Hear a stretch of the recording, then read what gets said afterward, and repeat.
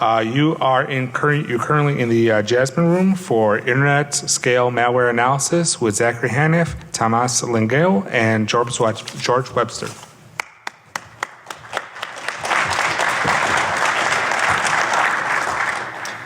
Hi guys, we'll be discussing Internet Scale Malware Analysis. So during the talk, we're going to briefly discuss who we are, kind of the motivation, the problem as we see it, and we're going to discuss the framework which we believe will help solve this problem and alleviate it. We'll then be discussing 2 different implementations and discuss what we're going to be trying to do with this in the future. So up here we have Zachary Hanif. He's the Director of Applied Data Sciences at Novetta. He's also a co-author of Binary Pig, which is a feature extraction for large-scale static analysis. We also have Tomas Lengyel. He's a PhD student at the University of Connecticut. He's a senior security researcher at Novetta, and he's the creator of DRAKVUF, which is pretty much for large-scale dynamic analysis through virtual machine introspection. And then you have me. I'm George Webster. I'm a PhD student at the Technische Universität of Munich, and I'm researching the cognitive bias in cyber defense. So what we really have for our motivation is we wanted to create a system that really incorporated the full scale of the analytics lifecycle. And we wanted to do this across multiple teams. So we needed the system to be very fast. We needed it to be scalable. We wanted it to be resilient. We wanted it to be flexible. And by flexible, I mean we want to be able to incorporate new analytic methods and techniques pretty much with ease.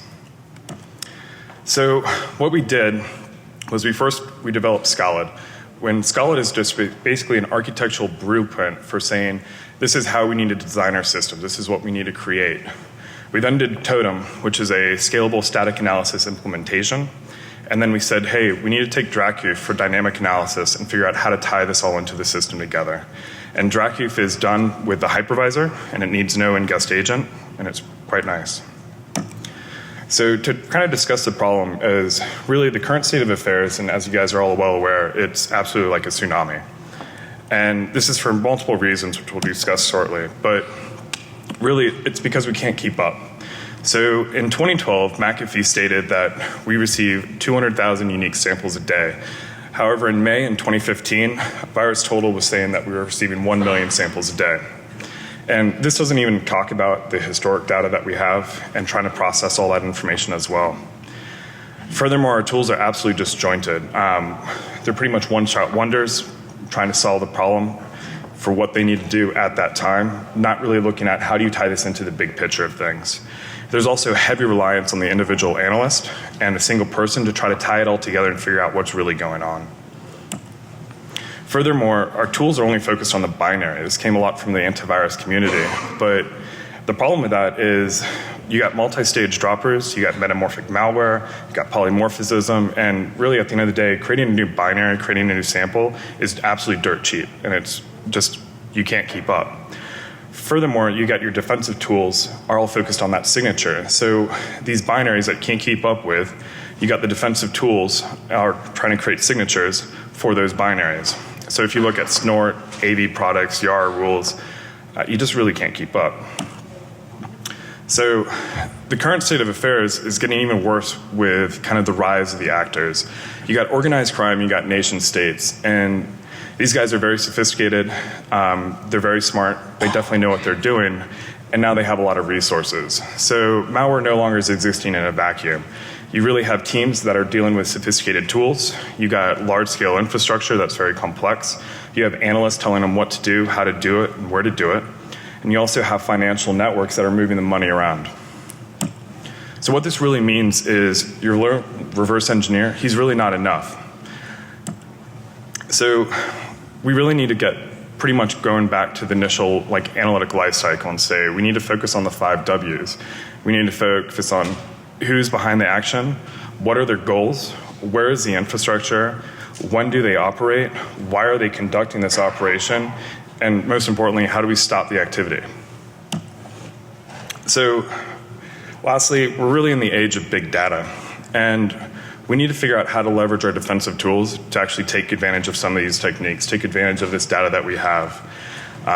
And we need to use multiple tools and different techniques to do this. One thing's not going to do it for us. So we need to use machine learning. We need to do graphical representation.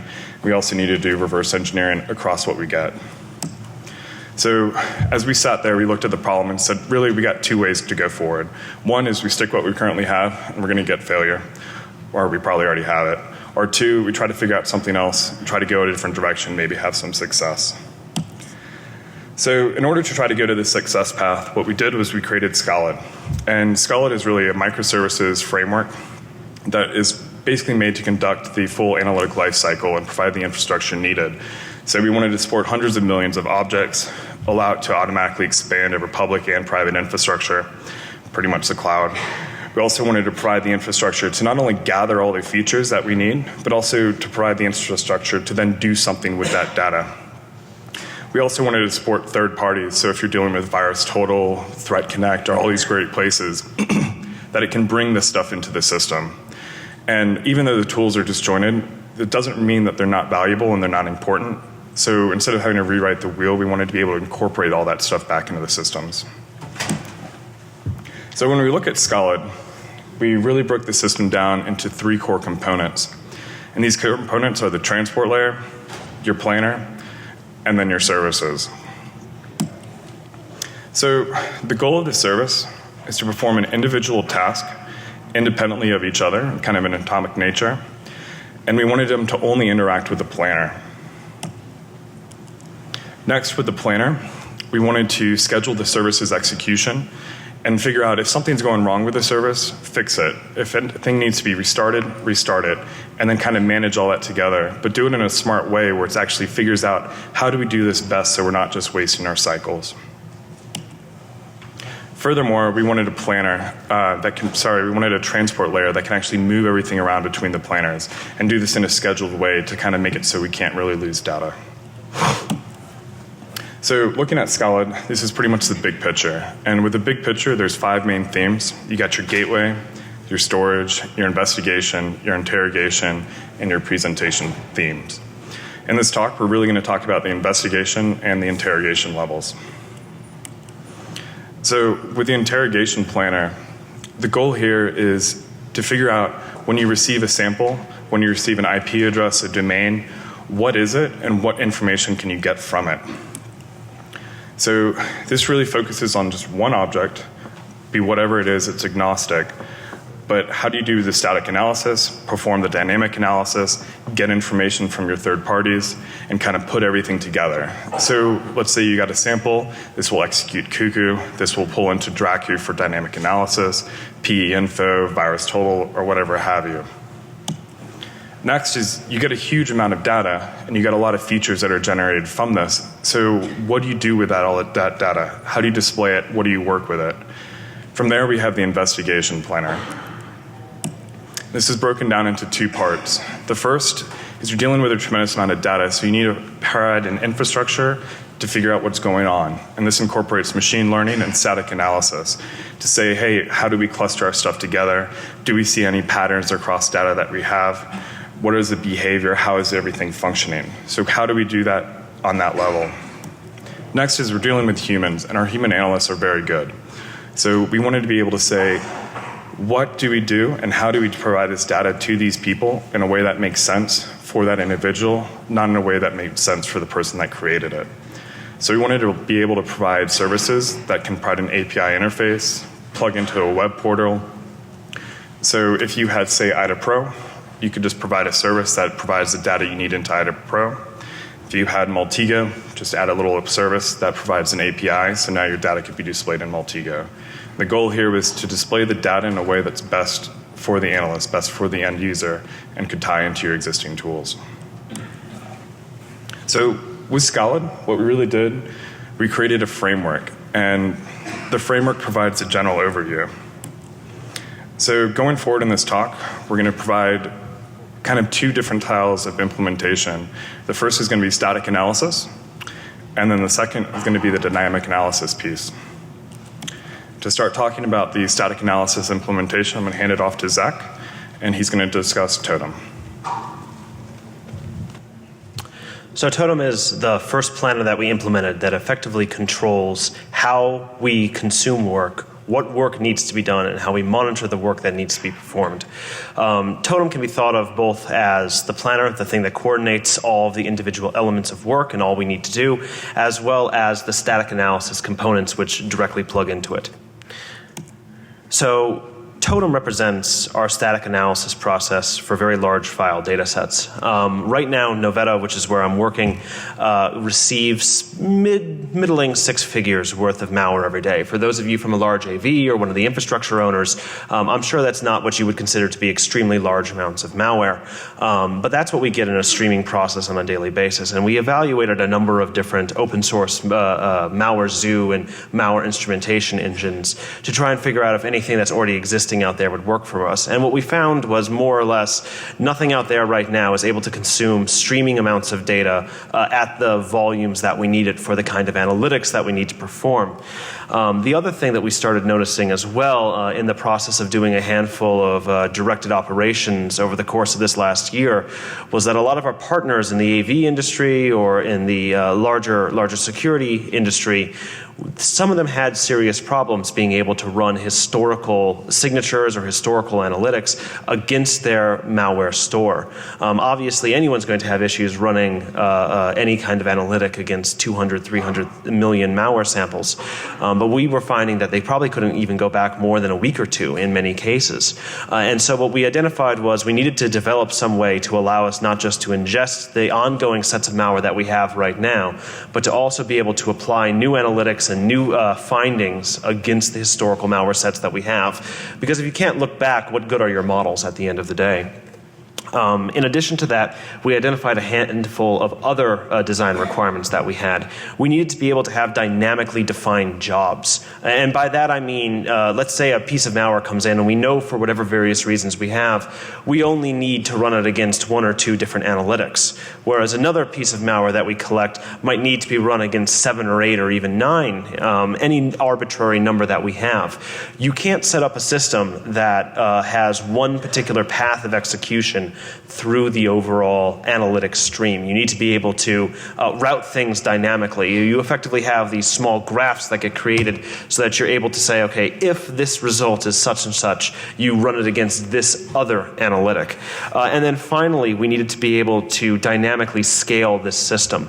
The other thing that we found when interacting with other people in the larger malware community was when doing static analysis, we found a lot of people who would size clusters based on either the spike that they get on every single day when new malware comes in, or they would size it against some known quantity that they'd be getting every day on average. And respectively, this leads to either you have an underutilized cluster or a cluster that you have to continuously resize every single time you go up another 10 or 20% in your average number of malware samples you've collected a day. So we implemented it along the same time as we began to define the Scallet framework, and we've ended up with an asynchronous and easily extendable system that lets us scale very well and be resilient to failures in a distributed environment. So calling back to the graph we saw a little bit earlier between the transport planner and service layers, this is how we've implemented it in terms of Totem. Our transport layer is handled by RabbitMQ. The transport layer is where we load new samples into, or at least tell the system that there are new samples that need to be processed. We're using RabbitMQ for a handful of reasons, and they're all very practical. At the end of the day, it's a very well understood, well supported system. Every major language has bindings for it, and most of the bindings are actually very good. I'd imagine that probably, I don't know, a third to half of the people in here have probably used it or heard of it in some way at some point in time. And this allows us to asynchronously load malware, hold it for work, and then have new workers join. There are a couple of very nice things about Rabbit, aside from the fact that it's easy to understand and easy to work with. Probably the biggest one of it is it's very easy to scale the system as a whole. Right now, we're capable of ingesting probably north of 7,000 malware samples a second during our current deployment, which is more than fast enough for our average streaming process. What we're able to do with that is quickly ingest a large amount of malware. But when we come to stages where we need to ingest even further, not only can we add on more submitters to the system, we're capable of horizontally scaling Rabbit itself. It's got high availability for those of you who need some kind of high availability system, and then you're also able able to distribute the queues themselves so that you can have dedicated nodes working on a single queue and all sorts of other fun things. The other piece of functionality that we really rely on very heavily inside of Rabbit is that it's got a very deep routing topology system. It's very easy to insert various ways to route samples through RabbitMQ while being able to maintain a level of persistence in the system.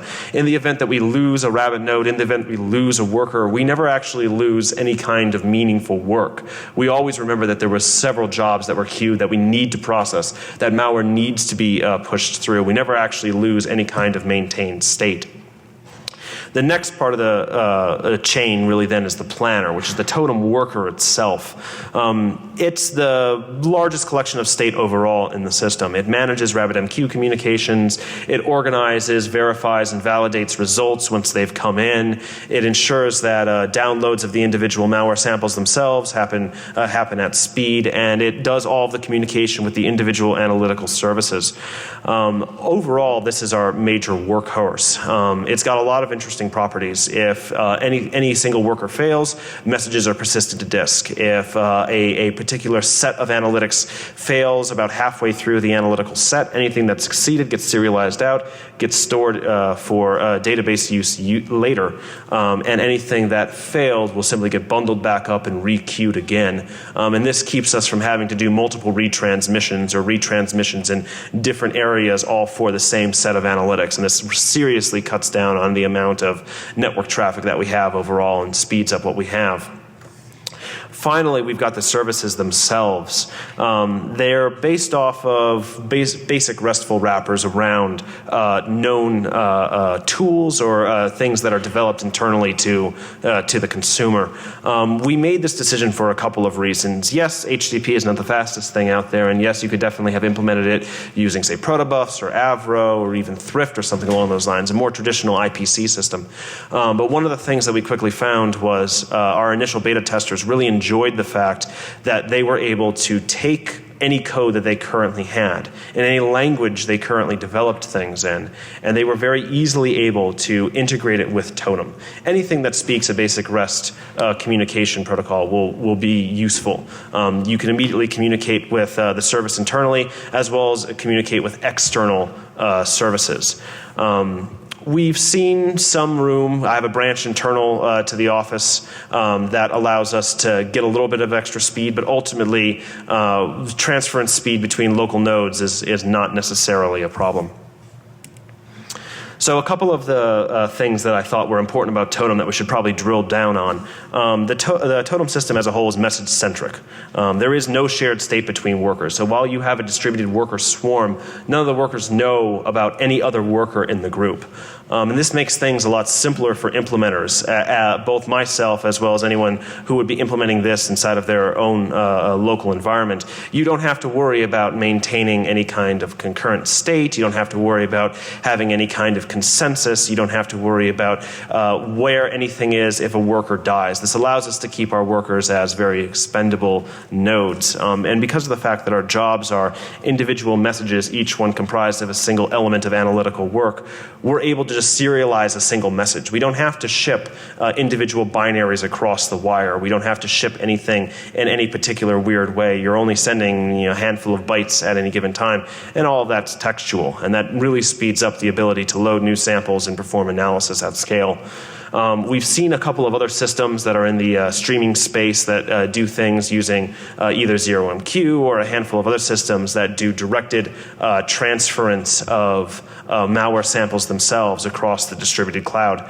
And that's a useful way of handling things if you're guaranteed to be inside a local network at all times, but we don't have that guarantee. One of the things that we're doing is we have a hybrid system for processing this malware. 99% of all the samples that we have, we're perfectly comfortable with processing them inside of AWS or another cloud provider. We only get a handful of samples at any given time, which absolutely have to be maintained within the control of our local environments. One of the nicer things about Totem is it allows us to scale material across a hybrid environment. Samples that need to stay local, samples that need to be run in, say, a dynamic analysis system, can stay and are automatically routed to local nodes, whereas other nodes sitting out in the cloud or sitting in any kind of distributed environment will will automatically consume messages that are more appropriate for them. So long as a Totem worker is capable of communicating with a RabbitMQ node in this case, or any kind of distributed file system. We have a HTTP load balancer that sits in front of a distributed React CS cluster. You're able to begin processing. At the end of the day, deployment for any individual node takes on the order of maybe 5-10 seconds all told. We're overall very resilient to failures, as you have to be in any kind of distributed environment. We take best effort guarantees to be able to transfer your message, not lose work, and generally function normally. Right now, we're a at least once processing system, which means that there are sometimes instances where if you kill a worker, a specific job might be completed twice. These are fairly rare circumstances, but we can't get the guarantee really any better than that at the moment. That's not a major concern for us. At the end of the day, most of the static analyses that we do are relatively time independent, and everything that we load into our backend DBs gets timestamped. So we know if there has been a secondary run due to some component failure. But at the end of the day, it allows us to very easily make sure that we have never lost any particular element of work. And finally, because of the fact that each individual message can be serialized as a set of individual components of analytics, if we go through 4, 5, 6 analytics and the 7th or 8th one fail for any arbitrary reason, we serialize out anything that succeeded, we retain anything that failed, and we re-queue it all over again. Obviously, as anyone who's familiar with some of the distributed systems work, anything that's backed fore and front with queues is a fairly loosely coupled architecture. We found that this is very, very helpful for us. Failures we found, even in our worst scenarios, might stop processing, but at no point is the fact that we need to run particular samples ever actually compromised. And we've never failed to deliver a message, regardless of how many workers we actually kill. This is useful for us. It allows us to run things inside of AWS on spot instances where you don't have any real guarantees, which seriously cuts down on the amount of cost that is ultimately incurred. And it definitely allows us to add new workers in very diverse environments very easily, because we're never really concerned that something might become deadlocked or something might stop or cause some kind of cascading failure.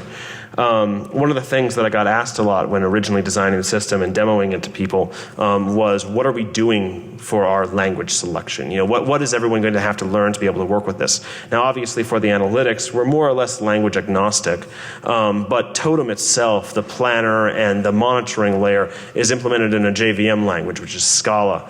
We chose that for a couple of reasons. I know that there are a number of systems out there that are using Python or other systems right now, but we chose something that moves away from Python for 3 major reasons. One, I want to be able to have easy, seamless concurrency without having to fight the GIL every 10 minutes, because I get really sick of that.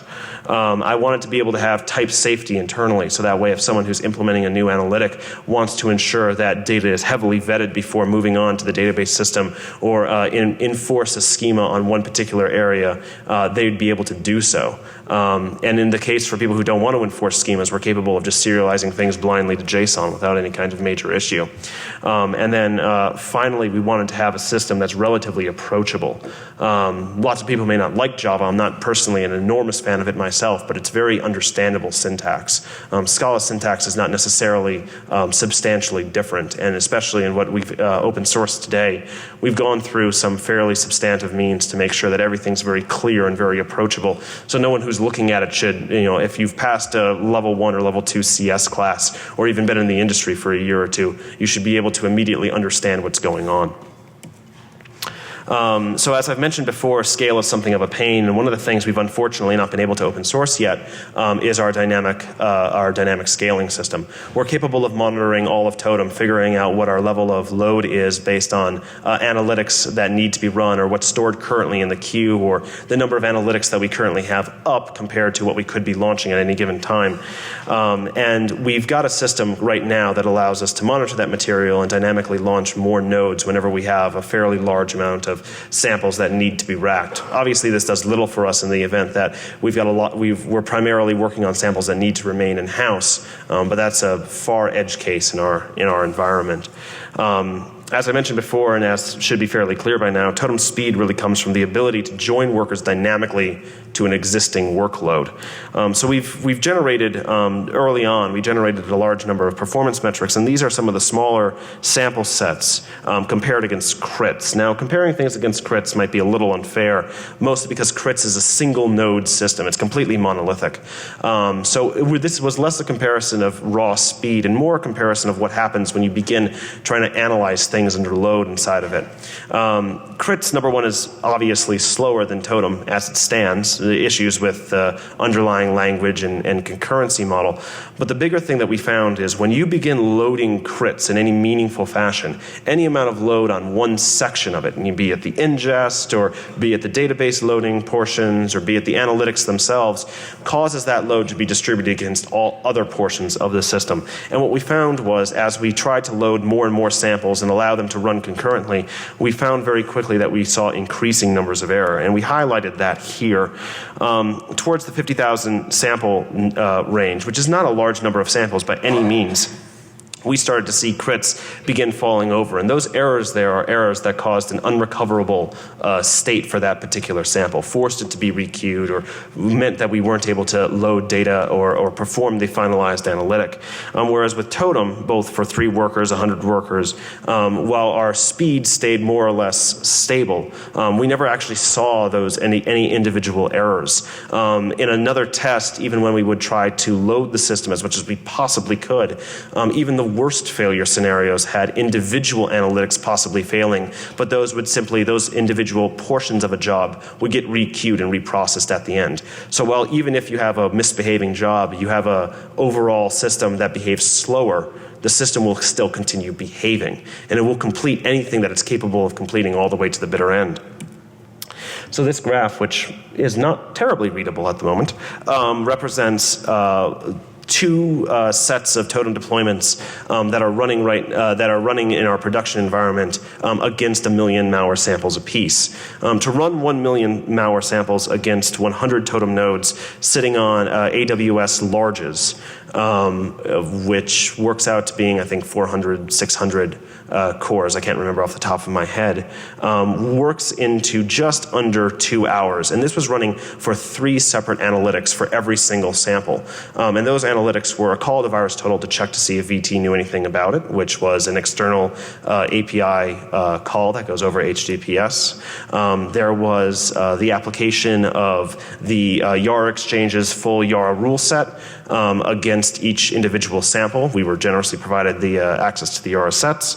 And then finally, we did a number of various hashing techniques against each binary, MD5, SHAs, feature hashing, just as an example of what you can do. So while it's 1 million individual samples, we've got 3 million overall sets of analytics that get run.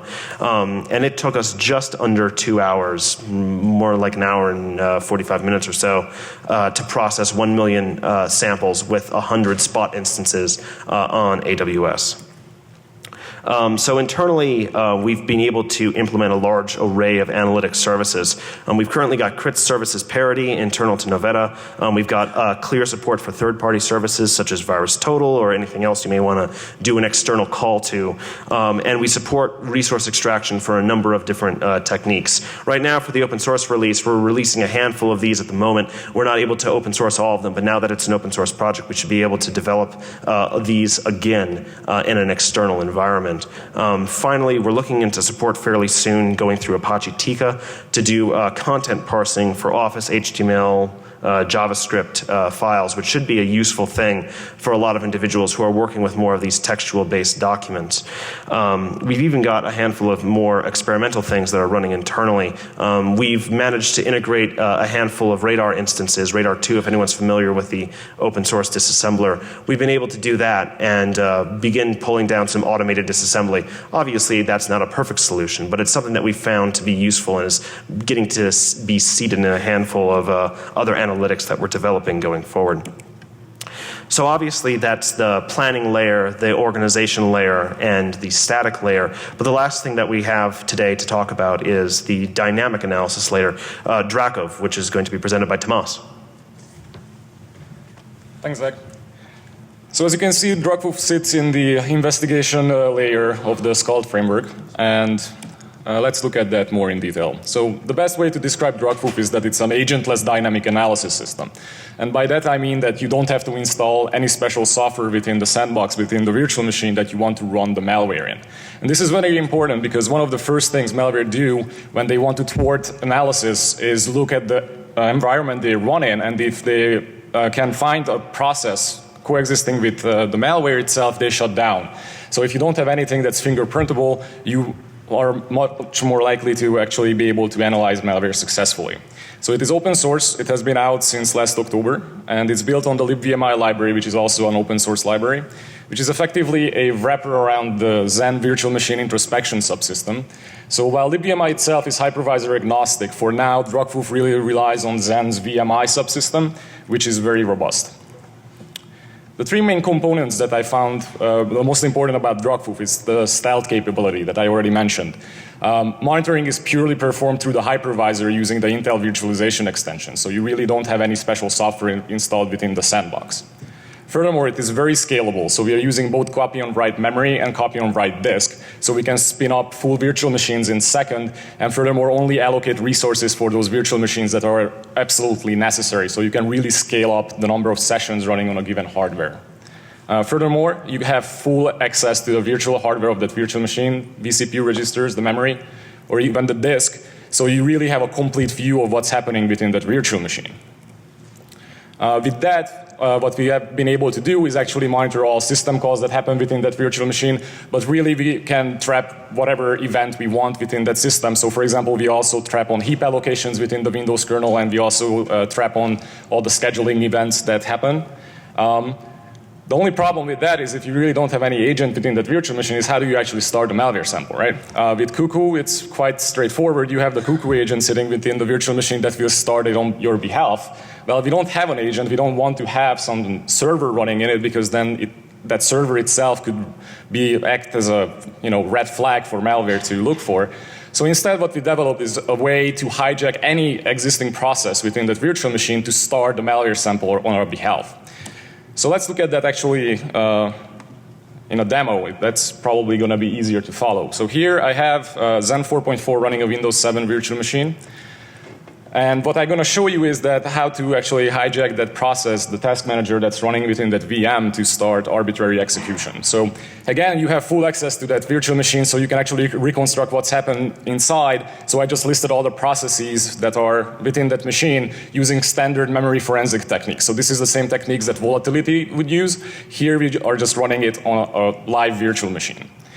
So the way we're going to hijack that process is by trapping on the events when that process gets returned from kernel mode to user mode to actually start calculator on our behalf. So as you can see from an external perspective, using the hypervisor, I was able to inject a brand new process into that virtual machine without having anything but standard processes running in that machine.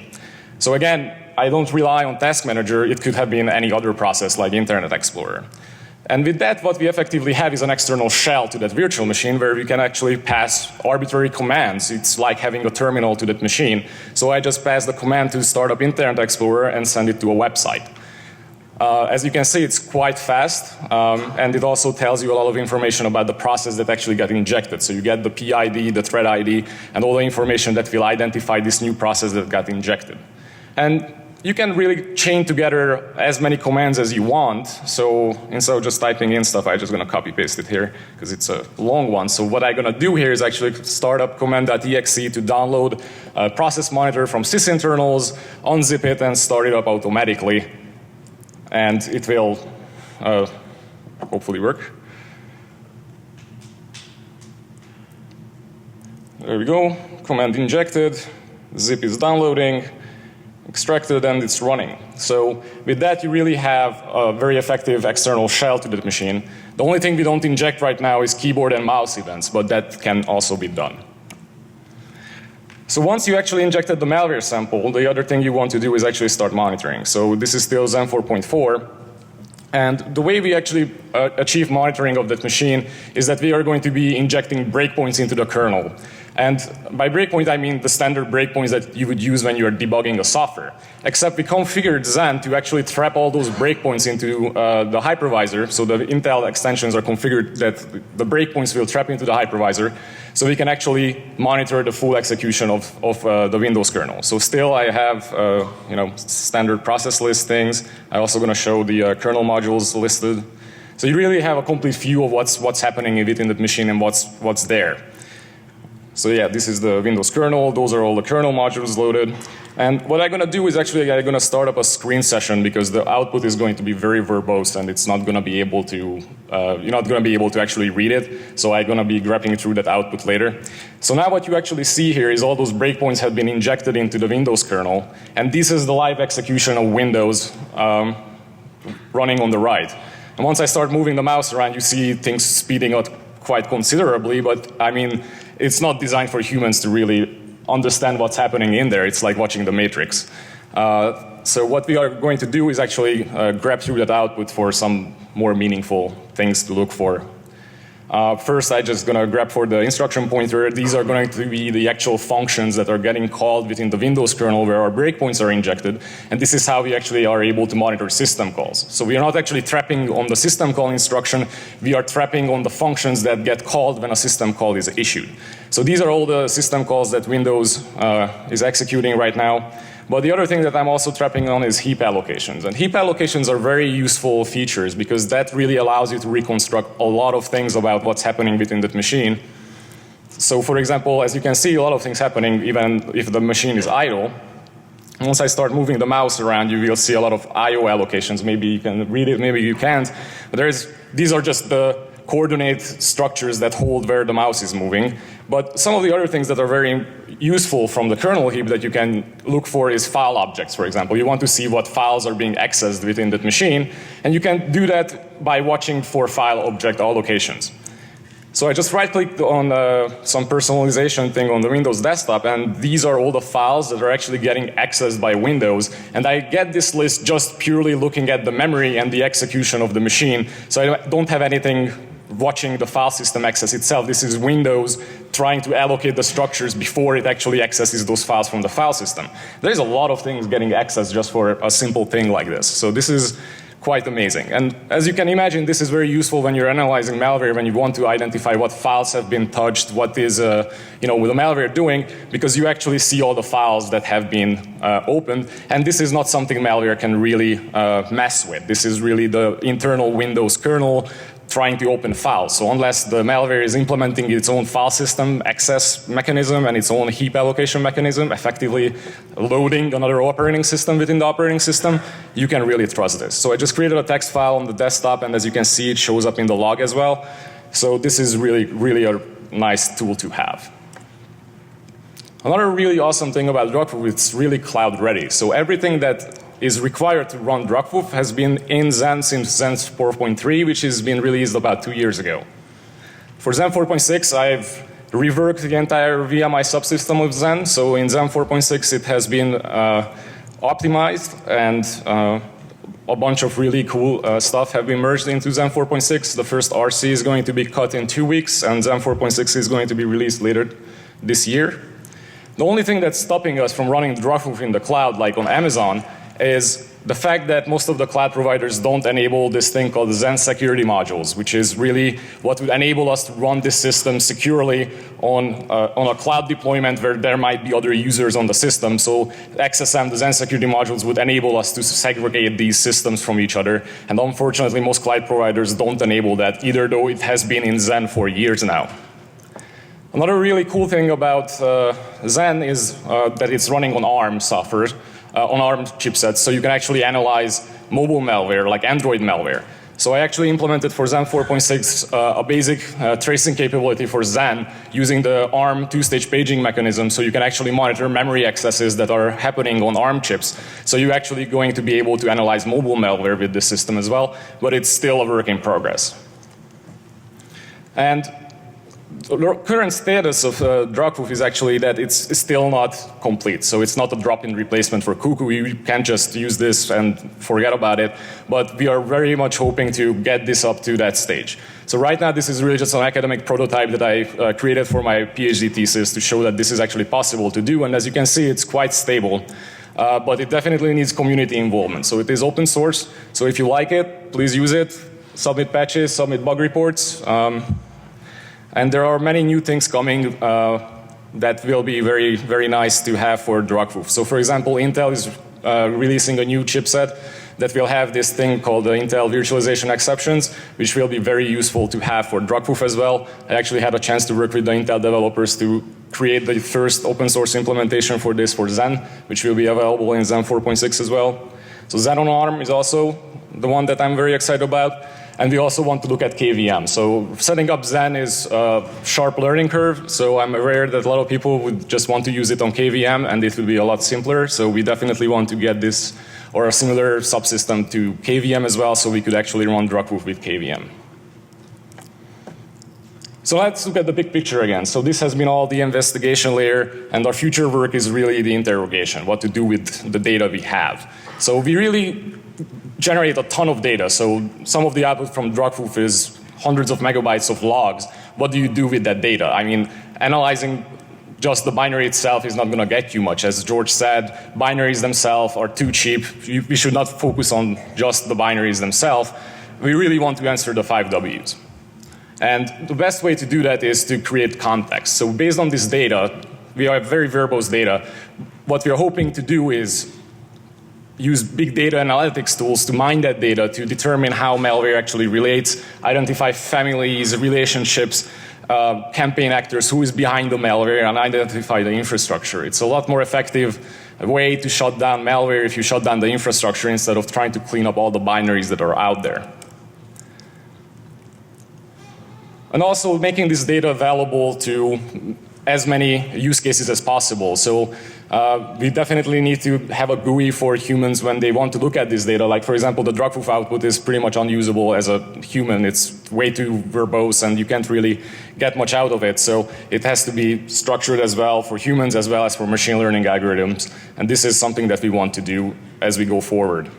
Also retaining historical data sets. So we want to keep as much data as possible, but as we go forward, that data is going to become massive and it has to remain searchable, and that is going to be a challenge. With that, I'm very happy to announce the open source release of Totem. So this is a brand new system released by Novetta.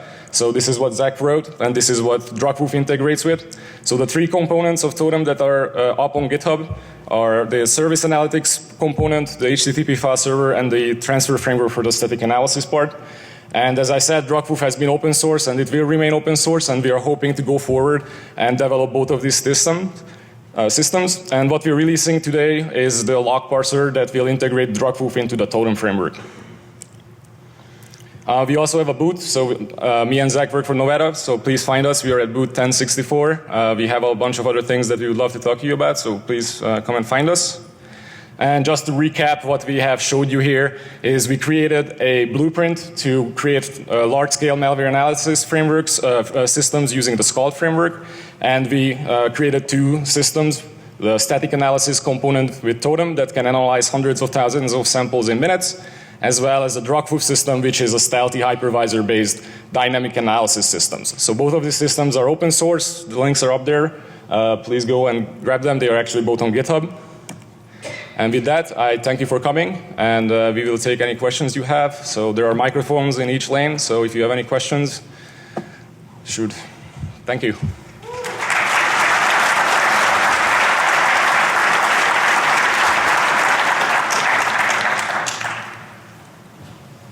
Tamas. So can you ask on the microphone, sorry?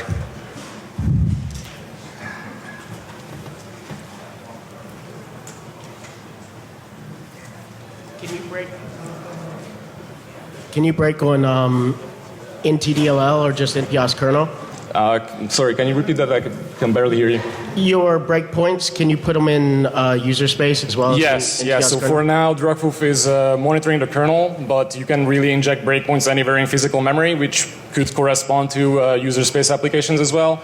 The only thing you need for that is really breakpoints, locations for the breakpoints to be placed. So if you don't have the debug information for the process, you're not necessarily going to know where to place those breakpoints that will be meaningful.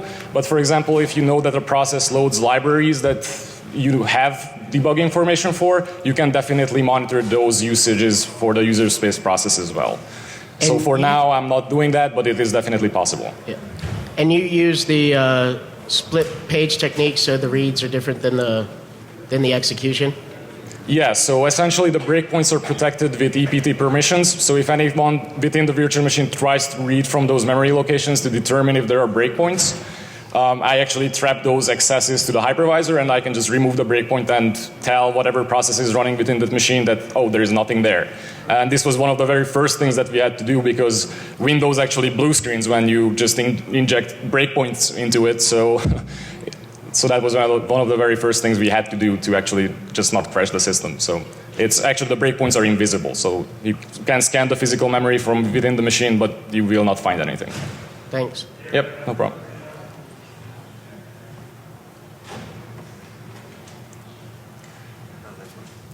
Is it on?